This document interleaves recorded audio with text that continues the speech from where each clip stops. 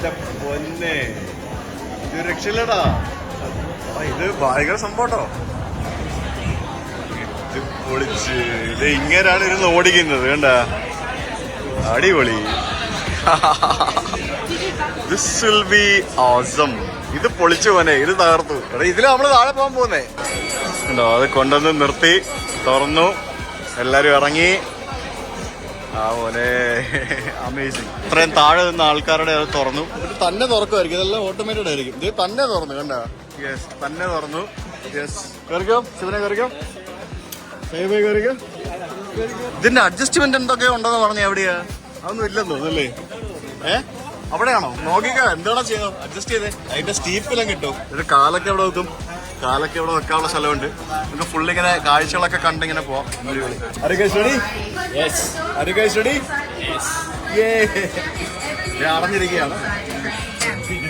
Seat belt ഒന്നും ഇല്ലല്ലോ അല്ലേ? അടഞ്ഞു കേട്ടോ, ഇവിടെ ഇങ്ങനെ പിടിച്ചിരിക്കാൻ വേണമെങ്കിൽ. യെസ്, അപ്പൊ നമ്മൾ ഇങ്ങനെയാണ് ഇരിക്കുന്നത്. ഇത് ഇവിടുന്ന് പുറപ്പെട്ടിരിക്കുകയാണ്. അപ്പൊ ഇതെങ്ങനെയാണോ പോകുന്നതെന്ന് നമുക്ക് എക്സ്പീരിയൻസ് ചെയ്യാം ഗായ്സ്.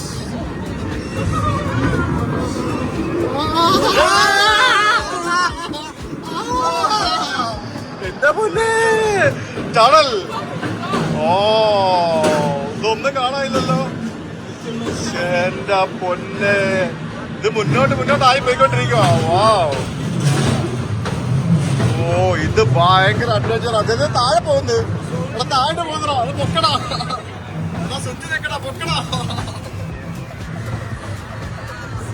എന്റെ പൊന്നെ, എടാ സുറ്റി നിൽക്കടാ, പൊക്കടാ.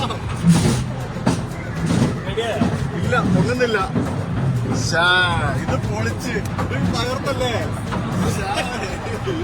ഇത് ഗംഭീര എക്സ്പീരിയൻസ്. ഇത് ഒരു രക്ഷയില്ല. ഇതൊരു അമേസിംഗ് എക്സ്പീരിയൻസ്. കാശ്മീരായി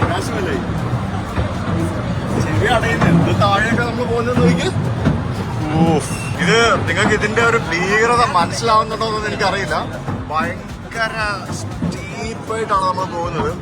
ശരിക്കും ഇത് തന്നെ ആയിരിക്കണം വേൾഡ് സ്റ്റീപ്പസ്റ്റ് ഇങ്ങനത്തെ ഒരു സംഭവം എന്നാണ് എനിക്ക് തോന്നുന്നത്. കണ്ടോ, ഡൈനോസർ വാലിയില്ല നമ്മൾ എത്തിയേക്കുന്നത്. കണ്ടോ, പൊന്നെ സമ്മതിക്കണം കേട്ടോ, ആ ഒരു രക്ഷയില്ല. ഇതൊരു അമേസിംഗ് സംഭവമാണ്. ഇത് വല്ലാത്തൊരു എക്സ്പീരിയൻസ് ആയിരുന്നു. One of the lifetime experience. So guys, how was it? Awesome.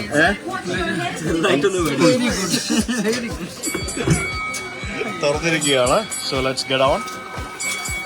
ഇറങ്ങാം.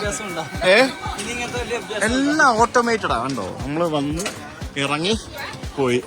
ഇനി ഇങ്ങനത്തെ അഭ്യാസം നമുക്ക് ന്യൂസിലൻഡിൽ പോയിട്ട്, നമ്മള് ക്യൂൻസ് ടൗണിൽ പോയിട്ട് അവിടെ ഫുൾ അഡ്വഞ്ചറിന്റെ പരിപാടികളാണ് മൊത്തം. അപ്പൊ നമ്മുടെ കത്തൂമ്പ ഫോൾസ് എവിടെ അവിടെ എവിടെയാണോ, അതിന്റെ ഉള്ളിൽ നമുക്ക് കാണാൻ പറ്റില്ല. ഈ കാണുന്ന വഴി കൂടെ നമ്മൾ ഇറങ്ങി വന്നത് നോക്കി. അപ്പൊ ഇത് തിരിച്ചു പോകുന്ന കൂടെ നമുക്ക് കണ്ടിട്ട് പോവാം. എല്ലാം കൺട്രോൾ ചെയ്യുന്നത് ഈ ഒരൊറ്റ മനുഷ്യ സ്ത്രീയാണ്. നോക്കി, ആ ഗേറ്റ് തുറക്കുന്നതും അടയ്ക്കുന്നതും, പുറത്തെ ഗേറ്റ് തുറക്കുന്നതും അടയ്ക്കുന്നതും, ട്രെയിൻ ഓടിക്കുന്നതും എല്ലാം. പക്ഷെ മേളിലോട്ട് പോകുമ്പോഴത്തേക്കിനും നമ്മൾ തിരിച്ചു തന്നെയാണ്, ഇങ്ങനെ തന്നെയാണ് ഇരിക്കുന്നത്. നമ്മൾ മേപ്പോട്ടല്ല ഇരിക്കുന്നത്, തിരിഞ്ഞു നോക്കിയല്ല ഇരിക്കുന്നത്.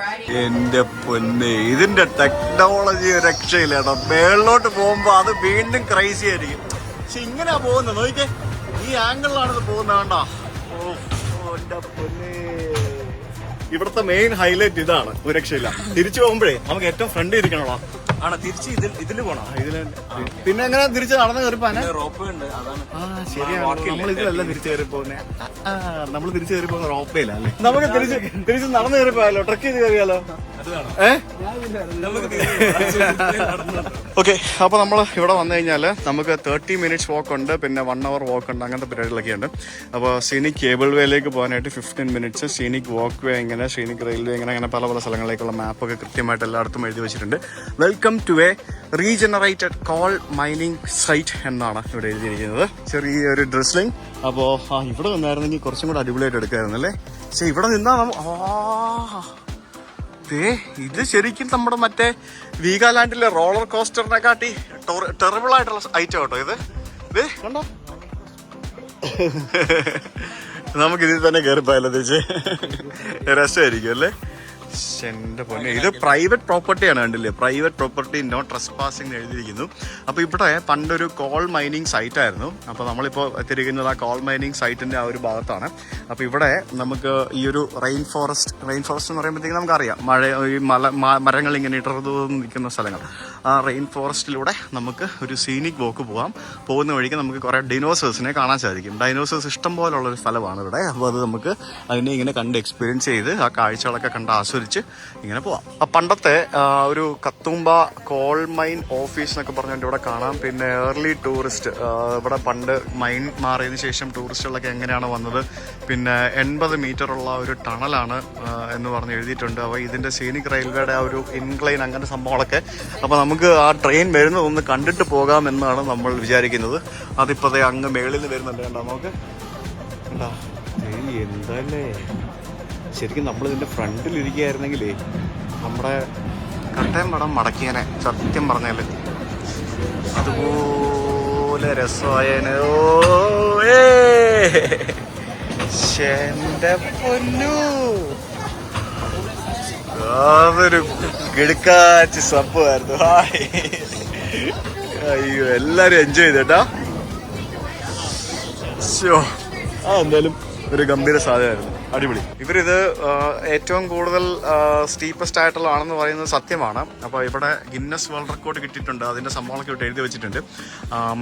സീനിക് റെയിൽവേ 52 ഡിഗ്രി ആണ്. പിന്നെ സ്വിറ്റ്സർലാൻഡിലുള്ള ഒരെണ്ണമുണ്ട് 47 ഡിഗ്രി, US 33, പിന്നെ 27, 23, 16 എന്നൊക്കെ പറഞ്ഞുകൊണ്ട് പല രാജ്യങ്ങളിലുള്ള അതിന്റെ ഡീറ്റെയിൽസ് ഒക്കെ ഇവിടെ എഴുതി വെച്ചിട്ടുണ്ട്. വെർട്ടിക്കൽ റോപ്പ് 206 മീറ്ററാണ് പോകുന്നത്. 1878 കാലഘട്ടത്തിലാണ് ഇവിടെ കോൾ മൈനിങ് പരിപാടികൾ ഉണ്ടായിരുന്നത്. അപ്പൊ അന്ത കാലത്ത് ഉണ്ടായിരുന്ന ഒരു ഫർണസ് ആണ് നമുക്കിവിടെ കാണാൻ സാധിക്കുന്നത്. അതിന്റെ ഉള്ളിലേക്ക് കയറാൻ പറ്റില്ല. Ventilation furnace 1890. ഇതൊക്കെ നമ്മൾ സിനിമകളിലൊക്കെ കണ്ടിട്ടുണ്ട്, ഇതുപോലെയുള്ള സംഭവങ്ങളൊക്കെ. അതായത് കോള് എടുത്തിട്ട് ഇത് ട്രാൻസ്പോർട്ട് ചെയ്യണമല്ലോ, ഇത് മേലോട്ട് കൊണ്ടുപോകണമല്ലോ.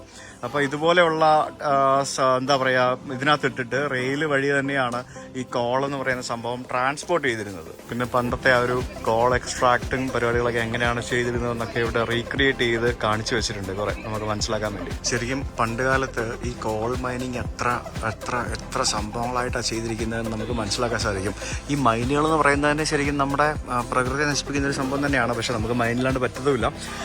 there are nearly 100 kilometers of tunnels in the cliffs at the level where you are standing. അപ്പോൾ ഇവിടെ 100 കിലോമീറ്ററോളം വരുന്ന ഇതുപോലെയുള്ള ചെറുതും വലുതുമായിട്ടുള്ള ടണലുകൾ ഉണ്ടെന്നാണ് പറയപ്പെടുന്നത്. അപ്പോൾ മിക്കവാറും ഈ മലയൊക്കെ ഭാവിയിൽ എപ്പോഴെങ്കിലും ഇടിഞ്ഞു പൊളിഞ്ഞ് വീഴാനുള്ള സാധ്യതകളും ഉണ്ട്. അങ്ങനെയുള്ള പല സംഭവങ്ങളും നമുക്ക് ഇവിടെ കാണാൻ സാധിക്കും. ഇപ്പം നമുക്കറിയാം, പണ്ട് ഈ കുഴിച്ച് പോയല്ലേ ഈ മൈനുകൾ ഉണ്ടാക്കിയിരിക്കുന്നത്. ഇപ്പോൾ നമ്മൾ പണ്ട് മേഘാലയയിൽ ഒരു മൈനിൽ അപകടം നടന്നതൊക്കെ നിങ്ങൾക്ക് ഓർമ്മയില്ലേ? അപ്പോൾ അങ്ങനെ കുറച്ച് ഡിഫിക്കൽട്ടായിട്ടുള്ള സംഭവങ്ങളാണ്. അപ്പോൾ ഈ മൈനുകളിൽ ഉപയോഗിച്ചിരുന്ന പണ്ടത്തെ ആ ഒരു എക്യുപ്മെന്റ്സും കാര്യങ്ങളൊക്കെ ഇവിടെ ഇങ്ങനെ പ്രദർശിപ്പിച്ചിട്ടുണ്ട്. ശരി, നല്ല കിടക്കാച്ചി ട്രക്കിംഗ് ഒക്കെ ഉണ്ട്, കണ്ടില്ലേ? റൂയിന്റെ ഗ്യാസിൽ 4 മണിക്കൂർ വേണം പോയിട്ട് വരാൻ. ഗോൾഡൻ സ്റ്റേസ് 2.5 മണിക്കൂർ മതി. ലാൻഡ് സ്ലൈഡ് നടന്ന സ്ഥലം 1.5 മണിക്കൂർ മതി. ഹോട്ടലിലേക്ക് 2 മണിക്കൂർ മതി. അതെ. അല്ലെങ്കിൽ 1 മണിക്കൂർ മതി. കാരണം പുള്ളി എപ്പോഴും വഴി തെറ്റിച്ചേ കൊണ്ടുപോകുള്ളൂ. എന്താ ഡോക്ടർ ഇത്? അത് നമ്മള് ടോൾ ഓഫ് ആക്കാൻ പറഞ്ഞു.